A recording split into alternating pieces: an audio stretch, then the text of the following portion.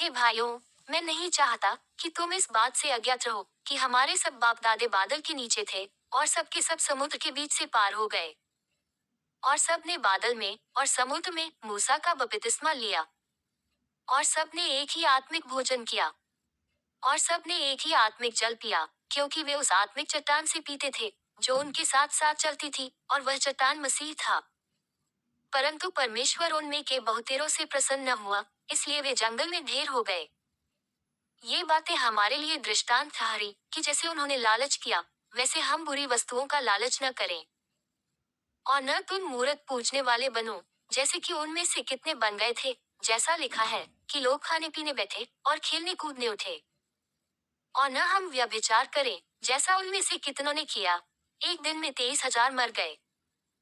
और न हम प्रभु को परखें, जैसा उनमें से कितनों ने किया, और सांपों के द्वारा नाश किए गए। और न तुम कुड़कुड़ाएं, जिस रीति से उनमें से कितने कुड़कुड़ाए और नाश करने वाले के द्वारा नाश किए गए।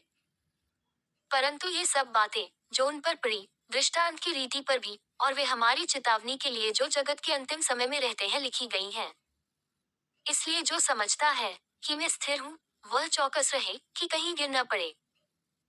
तुम किसी ऐसी परीक्षा में नहीं पड़े जो मनुष्य के सहने से बाहर है, और परमेश्वर सच्चा है, वो तुम्हें सामर्थ से बाहर परीक्षा में न पड़ने देगा, वरन परीक्षा के साथ निकास भी करेगा कि तुम सह सको।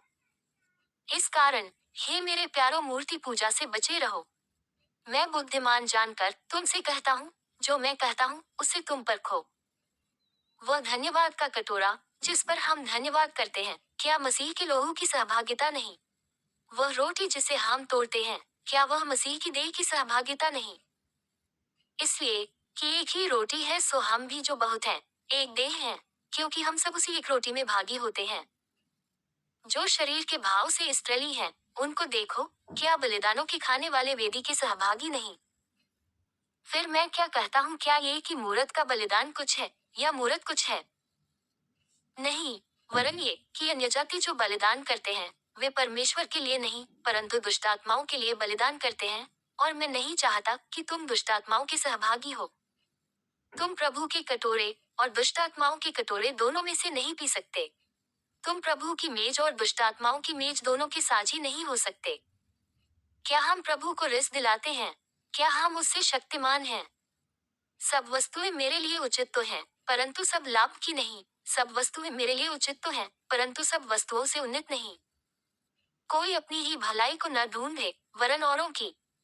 जो कुछ कसाइयों के यहाँ बिकता है, वह खाओ और विवेक के कारण कुछ न पूछो, क्योंकि पृथ्वी और उसकी भरपूरी प्रभु की है।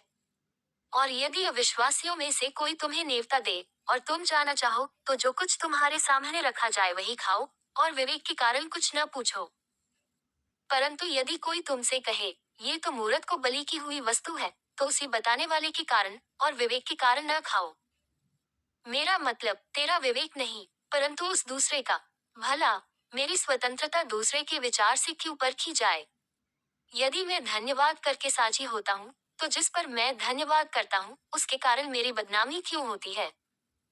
सो तुम चाहे खाओ, चाहे पियो, चाहे जो कुछ करो, सब कुछ परमेश्वर की महिमा के लिए करो। तुम न यहूदियों, न यूनानियों, और न परमेश्वर की कलीसिया के लिए ठोकर के कारण बनो। जैसा मैं भी सब बातों में सबको प्रसन्न रखता हूँ, और अपना नहीं, परंतु बहुतों का लाभ ढूंढता हूँ कि वे उद्धार पाएं।